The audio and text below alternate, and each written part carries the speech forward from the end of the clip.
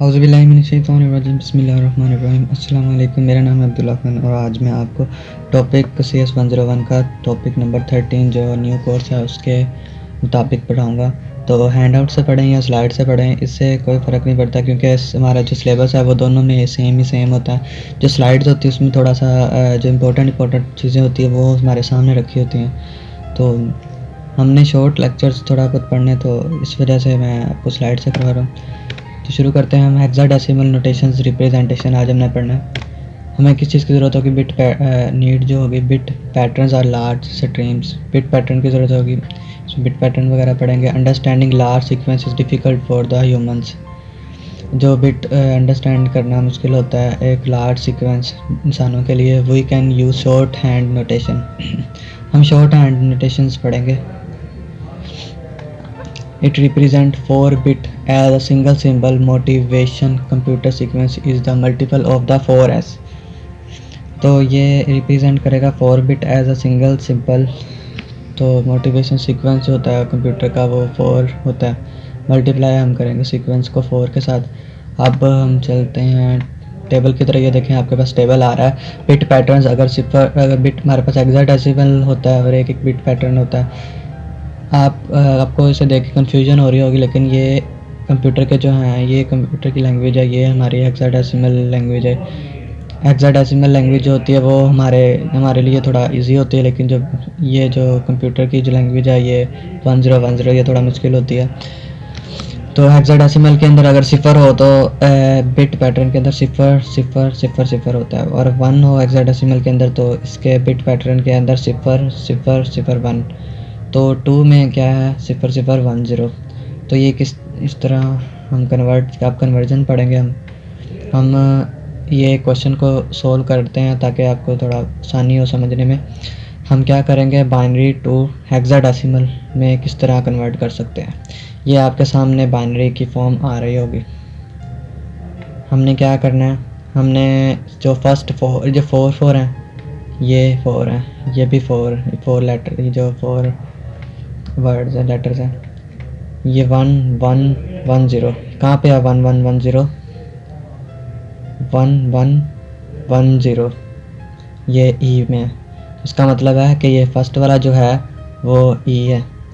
ये देखें ये फर्स्ट वाला जो है 1 1 1 0 ई है। उसके बाद हम देखेंगे ये 1 0 0 0 ये कहाँ पे है? जो है 8।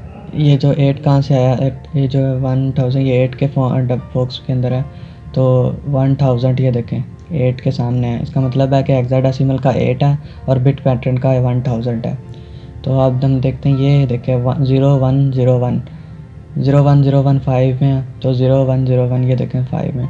इसका मतलब है कि बिट पैटर्न में 0 1 0 1 है और हेक्साडेसिमल रिप्रेजेंटेशन में 5 है। ये चीज़ें याद करने वाली। तो हम टेबल को थोड़ा बहुत याद कर लें तो ये चीज़ें MCQs में आ जाती होती हैं। तो जैसे ये जो है टेबल, इसके अंदर से देख के सोच के तो हम ये आंसर लेके आ सकते हैं कि बाइनरी से हम हेक्साडेसिमल में कन्वर्जन कर सकते हैं। तो अब हम चलते हैं टॉपिक नंबर 14 की तरफ। 14 टॉपिक के अंदर क्या है? मेन मेमोरी है। मेन मेमोरी कहाँ पे होती है? कंप्यूटर के अंदर होती है मेन मेमोरी। इसको हम फ्लिप फ्लॉप सर्किट्स भी कहते हैं। जितने भी आपस में ICs वगैरह जुड़े होते हैं डाटा को स्टोर करते हैं, डाटा को इनपुट करते हैं और डाटा को आउटपुट निकालते हैं, और हमारे सामने एक बिल्कुल डिस्प्ले होता है डाटा बिल्कुल प्रॉपर वे में।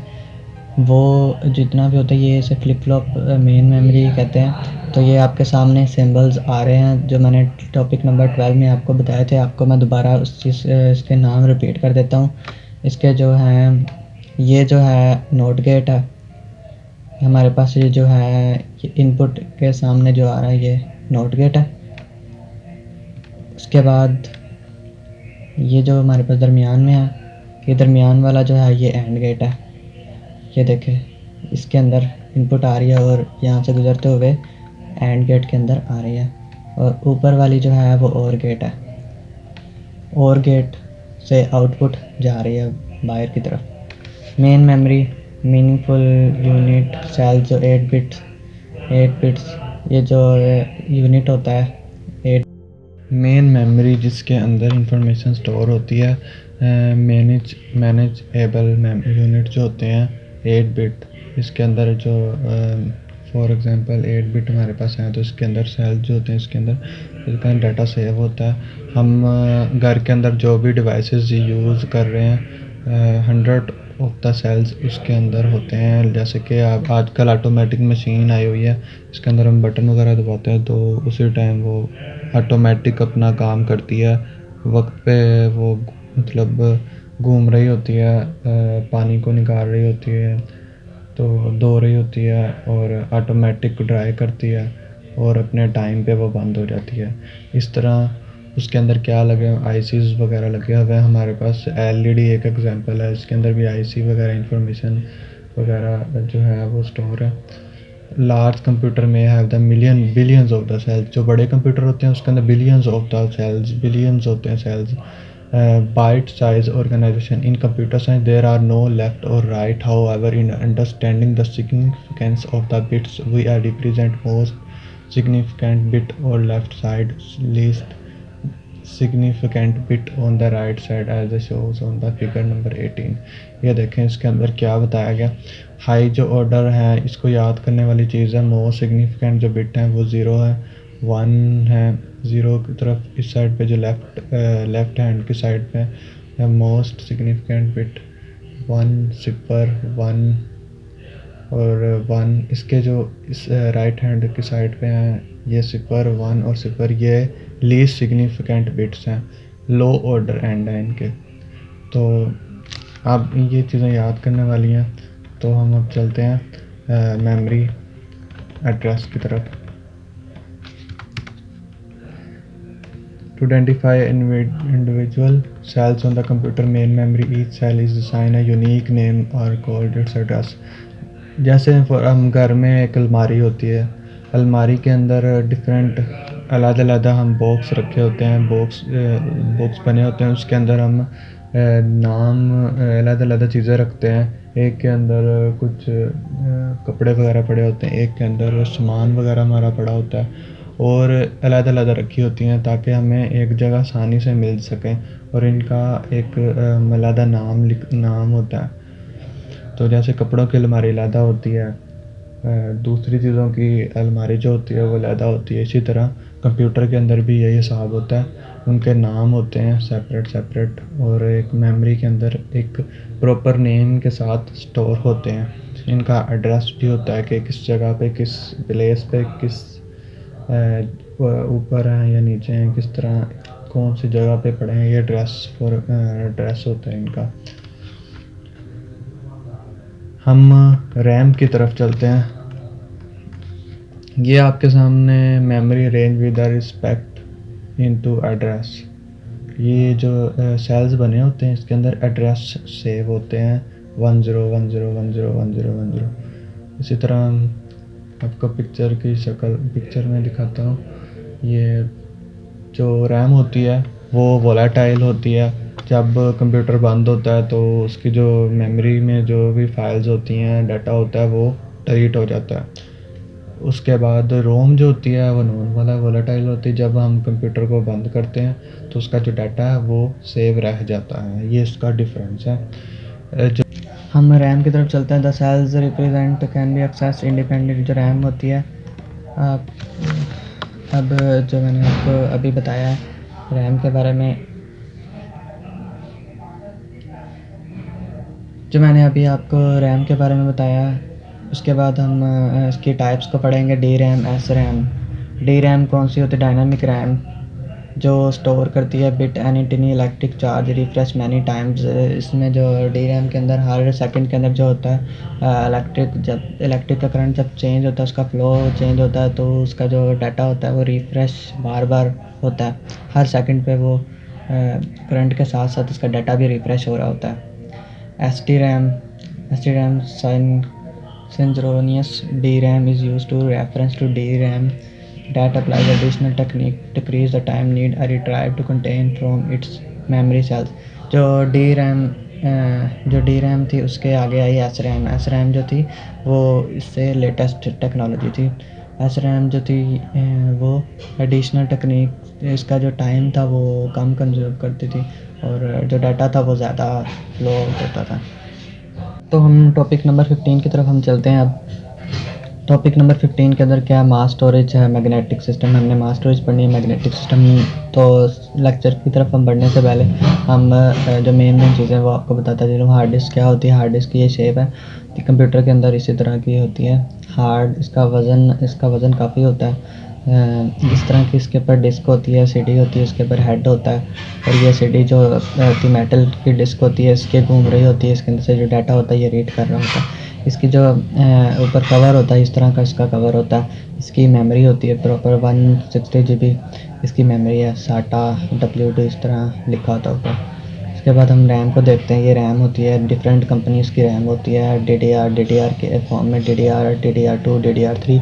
DDR जो होती है वो रैम पुराने कंप्यूटर में यूज़ होती थी। DDR2 नए कंप्यूटर्स में लेटेस्ट। उसके बाद DDR3 आज अब वाले कंप्यूटर बल्कि उससे भी ज़्यादा बढ़ गए। DDR4 आ गई, DDR5 आ गई। अब तक तो स्पीड के लिहाज से बढ़ गई है और उसमें स्मूथ हो गया, वर्क उसका स्मूथ होता जा रहा है। अब हम अपने टॉपिक की तरफ चलते हैं। Mass storage. Why we need mass storage non volatile. हमें मास स्टोरेज की ज़रूरत क्यों पड़ती है? ये नॉन वोलाटाइल होती है। Large storage space, low cost, ability to remove at cheap purpose. जो होती है नॉन वोलाटाइल होती है। जब हम कंप्यूटर ऑफ करते हैं तो ये डाटा जो होता है हमारा सेव रहता है। इसकी जो मेमोरी होती है वो काफ़ी ज़्यादा वाइड होती है। इसकी जो प्राइस होती हैं वो लो होती हैं। इसमें हम डाटा को रिमूव कर सकते हैं, डाटा को अपडेट कर सकते हैं। Available mass storage, magnetic disk, CDs, DVDs, magnetic tape, flash drive, ETC। हमारे पास मास स्टोरेज में क्या क्या आती है? मैग्नेटिक डिस्क आती हैं। जैसे कि पुराने ज़माने में हमारे पास कैसेटें होती थी, बड़ी बड़ी होती थी, छोटी भी साइज़ की होती थी। दो साइज़ की, एक ऑडियो कैसेट होती थी, एक वीडियो कैसेट होती थी। इसके ऊपर एक ब्लैक कलर की चिप होती थी, वो मैग्नेटिक टेप होती थी। तो मैग्नेटिक डिस्क वही होती इसी तरह की होती है। मैग्नेटिक फ्लॉपी डिस्क भी यूज़ होती रही। सीडीज़ जो आम हम यूज़ करते थे वो भी ये मास स्टोरेज होती है। उसके अंदर 700 MB की एक सीडी होती है। डीवीडीज़ भी यूज़ होती हैं। 4.7 GB की एक DVD होती है। मूवीज़ इसमें हो जाती हैं। मैग्नेटिक टेप्स, ये जो आपको मैंने भी बताया मैग्नेटिक टेप, ये मूवीज़ की कैसेट्स होती थी और ऑडियो की भी कैसेट्स होती थी, वो मैग्नेटिक टेप्स होती थी। फ्लैश ड्राइव आजकल जो चल रही हैं, छोटे से USB, इसके अंदर हम डाटा को बहुत इजीली स्टोर कर सकते हैं और आसानी से हम स्टोर कर सकते हैं। हम आगे magnetic system dominate mass storage arena today. Magnetic disk and hard disk drive जो आज इस्तेमाल हो रहे हैं वो हार्ड डिस्क यूज़ हो रही है मैग्नेटिक डिस्क की जगह। ये वर्क कैसे करती है? Thin spinning disk with the magnetic coated to hold data. एक डिस्क होती है मेटल की, उसके ऊपर मैग्नेटिक होती है। उसका कोट मैग्नेटिक यानी कि मैग्नेटिक पावर उसके ऊपर ना कोटेड होती है, जो कि डाटा को होल्ड अपने अंदर होल्ड रखती है। ये इसके अंदर डाटा को रीड किया जा सकता है, राइट किया जा सकता है। हेड्स प्लेस्ड अबव और बिलो डिस्क। ये देखें, अब जैसे कि दिखाया गया है इन्होंने डिस्क, जो आपको मैंने हार्ड डिस्क दिखाई है उस तरह की। ईच हेड ट्रेवल्स आ सर्कल स्कूल ट्रैक। ये जितने भी सर्कल हैं इसके ट्रैक्स हैं। ये भी ट्रैक है, एक अलहदा सी ट्रैक है। ये इसका सब एक और ट्रैक आ गया, ये एक और ट्रैक है और ये एक और ट्रैक है। इसके ऊपर हेड होता है और इसको रीड कर रहा होता है। हाँ, ये घूम रहा होता है इस तरह। ट्रैक्स क्या होते हैं? Normally each track is divided into equal sectors. जो ट्रैक्स होते हैं वो सेक्टर्स में होते हैं। ये देखें, ये एक सेक्टर, ये दूसरा सेक्टर, ये तीसरा सेक्टर, ये चौथा सेक्टर, ये पांचवा सेक्टर। इसे सेक्टर कहते हैं। Sectors have equal number of the bytes 512 bytes to few kilobytes. अगर हमारे पास टोटल जो हो सेक्टर जो ट्रैक्स होते हैं वो 512 बाइट्स का हो तो जो हमारे पास सेक्टर होगा वो कुछ केबी में होगा। Outer tracks contain more information, जो ये देखें बड़ा है ना ये टैग, तो इसके अंदर इंफॉर्मेशन ज़्यादा स्टोर होती है बजाय कि इसके अंदर जो डाटा है वो उसमें थोड़ा है, इसके अंदर इससे भी थोड़ा है, इससे थोड़ा और इससे भी थोड़ा, यहाँ पे इस ट्रैक के अंदर, इस सेक्टर के अंदर। चलते हैं कि एवेलुएशन ऑफ डिस्क परफॉर्मेंस की तरफ। पैरामीटर सीक टाइम, इसके अंदर पैरामीटर कौन कौन सा, seek time, rotation delay, latency time, access time, transfer rate, हम इनको अलग-अलग सेपरेट पढ़ेंगे टॉपिक्स को। तो सीक टाइम का मतलब होता है जो टाइम रिक्वायर होता है घूमने के लिए, रीड जब वो घूम रहा होता है और रीड और राइट कर रहा होता है ट्रैक में से, तो जितना टाइम रिक्वायर होता है उसे सीक टाइम कहेंगे। वन ट्रैक टू अनदर, एक ट्रैक से दूसरे ट्रैक तक। रोटेशन डिले का क्या मतलब होता है? रोटेशन डिले का मतलब होता है मतलूबा अदाद-ओ-शुमार के लिए पढ़ने जाने वाली तहरीर सर के गिर्द घूमने के लिए दरकार औसत वक्त की एक बार जब सर मतलूबा ट्रैक पर पोजीशन में आ जाता है। मतलब ये उसका मतलब ये कहने का कि जब वो रोटेट कर रहा होता है तो रीड और राइट कर रहा होता है, एक दफ़ा जब चक्कर लगाने के बाद अपनी पोजीशन पे आ जाता है तो इसे हम क्या कहेंगे? इसे हम कहेंगे rotation delay. Magnetic systems, access time the sum of the seek time and rotation delay. दोनों को ये देखें, सीक टाइम और रोटेशन डिले को दोनों का मजमुआ जो होता है वो एक्सेस टाइम कहलाता है। Transfer rate, the transfer rate which data can be transfer to और from the disk. Transfer rate का मतलब है कि जो डाटा है वो ट्रांसफ़र हो रहा है, कितने वक्त, कितना टाइम ले रहा है, कितनी स्पीड में हो रहा है, तो उसे कहेंगे transfer rate.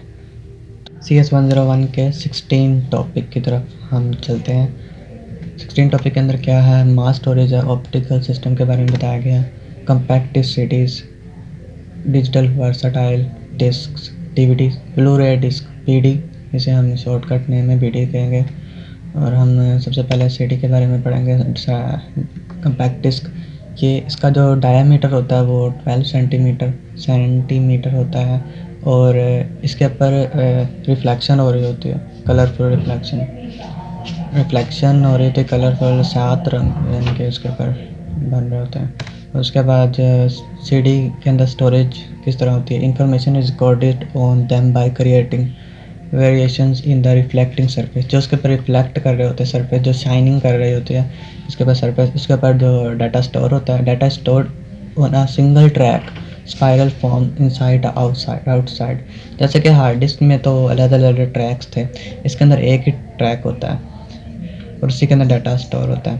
Each track is divided into 2 sectors, जो इसका ट्रैक होता है, इसका एक ट्रैक होता है, उसको हम डिवाइड करते हैं 2 सेक्टर्स में, इनटू सेक्टर्स में। कैपेसिटी ऑफ द सेक्टर्स, एक कैपेसिटी जो सेक्टर की कैपेसिटी होती है वो 2 KB ऑफ द डाटा होती है, किलोबाइट, 2 किलोबाइट ऑफ डाटा है। और इसकी ऑडियो म्यूज़िक की जो सेकंड स्पीड है 1/75 इसकी ऑडियो म्यूज़िक की स्पीड है। उसके बाद स्पीड मतलब इसकी जो कैपेसिटी है और डाटा।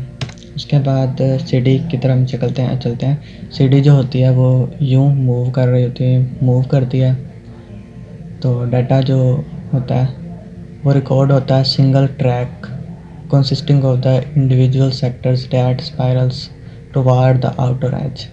इनके जो सेक्टर जो होते हैं कंसिस्ट, उसके अंदर जो डाटा उसके ऊपर वाली साइड पे डाटा सेव होता है और ये घूम रही होती है। इसी तरह इसे लेंस रीड करता है।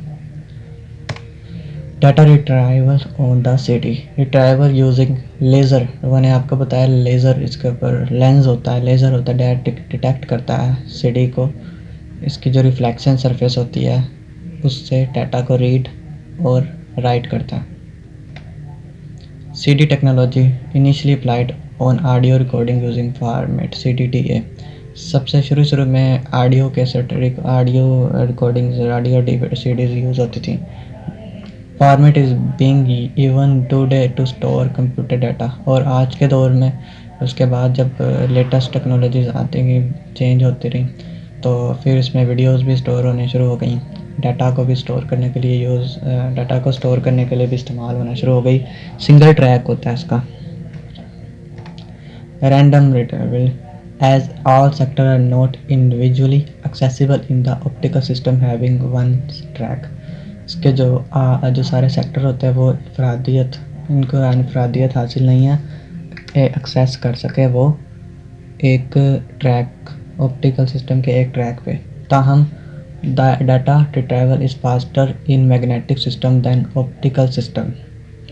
जो डाटा को एक्सेस करने की स्पीड होती है वो मैग्नेटिक सिस्टम की ज़्यादा होती है ऑप्टिकल सिस्टम की निस्बत। Optical system is best suitable of the loose continuous string of the data. Optical system जो होता है वो बेस्ट है suitable long continuous store, data को ज़्यादा देर तक स्टोर करने के लिए ऑप्टिकल सिस्टम बेस्ट है। DVD, digital versatile disc. CD की जो होती कैपेसिटी वो 600 से 700 MB थी, ताहम जो डीवीडी की जो मेमोरी है वो जीबीज़ में हो गई। 4 GB से लेकर 4.87 GB तक होती थी। इसके multiple semi transparent layers which and view by the focus by the laser. जो डीवीडी होती है उसकी लेयर्स होती हैं 2 से 3 लेयर्स, सीडी होती है वो एक लेयर पे मुश्तमिल होती है। तो इसलिए इसमें डाटा जो होता है वो ज़्यादा सेव किया जा सकता है। इसका कलर भी डीवीडी का जो होता है वो बैक से थोड़ा चेंज होता है और डार्क होता है। सीडी का जो कलर होता है वो थोड़ा सा लाइट शाइनिंग होती है, इसकी जो होती है वो डार्क शाइनिंग होती है।